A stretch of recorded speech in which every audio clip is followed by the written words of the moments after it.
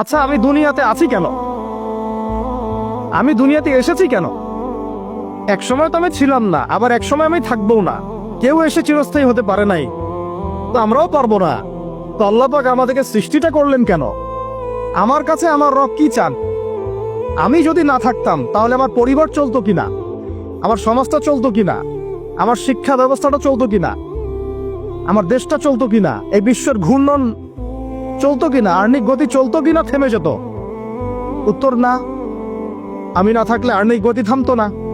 আমি না থাকলে কি আমার পরিবার থেমে থাকতো না, আমার সমাজ থেমে থাকতো না, এই মসজিদ থেমে থাকতো না, এই রাজনীতি থেমে থাকতো না, অর্থনীতি থেমে থাকতো না, দেশও থেমে থাকতো না, উম্মাও থেমে থাকতো না।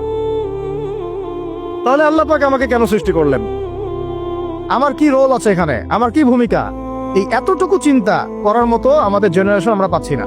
আপনারা ফোন বের করে ছবি তুলতেছেন, ভাবেন এগুলো নিয়ে।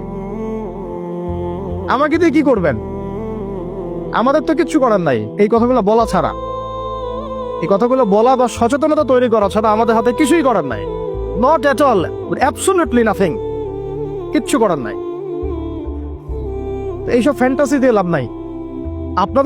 আপনাদের মধ্য থেকে জেনারেশন তৈরি করতে, আলেম তৈরি করতে হবে।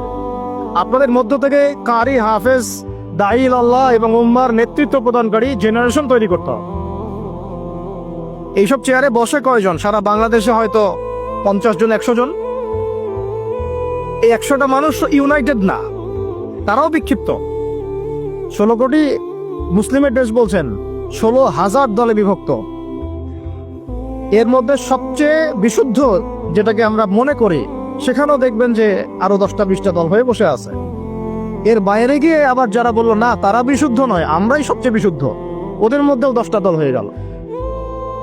না তারা ইউনাইটেড, না তারা মানে আমরা, না আমরা ইউনাইটেড, আর না আমাদের কোনো আমিরুল মুমিনিন আছে যিনি সবাইকে একটা জায়গায় নিয়ে দিনের কিছু খেদমত নিবেন।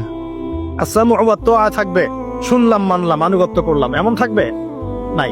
না কোনো ইকোনমিক বেস, না কোনো স্বতন্ত্র মিডিয়া, না স্বতন্ত্র প্রযুক্তি, না কোনো স্বতন্ত্র মানে পলিটিক্যাল প্ল্যাটফর্ম, কিছু না। অনেকেই দৌড়াচ্ছেন পশ্চিমাদের তন্ত্রমন্ত্রের পিছনে, এইটাও নেক্সট স্রোতে ধোকা খাচ্ছেন। আমি আমার কথা স্পষ্ট করে বলে দিলাম, এটাও নেক্সট স্রোতে ধোকা খাচ্ছেন। এটা তাদের জন্য শোভা পায় যারা ধর্ম এবং রাজনীতি আলাদা করে চিন্তা করেন। ওইটা একটা জিনিস, এটা একটা জিনিস, সে তার মতো রাজনীতি করছে। এটা তাদের জন্য শোভা পায়।